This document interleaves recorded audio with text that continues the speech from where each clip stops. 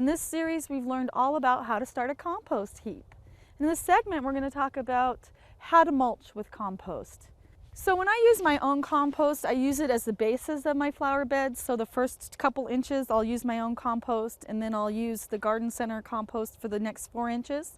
In the fall is a great time to mulch, because then you have all winter for the grass clippings and the leaves and the branches to break down into compost by the spring. Mulch is a great thing to use if you have some tender plants. Plants like canna lilies or dahlias that won't make a really hard winter. All you have to do is put a couple inches or even 6 inches of mulch on top of them, which is basically leaf clippings or grass clippings that have not turned into compost yet. And by summertime, they're compost. So it's a really easy trick that you can use in your own garden.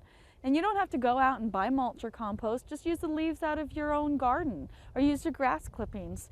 Or when you cut down your flowers, when they turn brown, just leave them on top of the bed and cover another layer of compost on top of that to hide it. There's so many easy tricks and tips to make your garden gorgeous using compost. The next tip we'll talk about is why you should never use manure in your garden.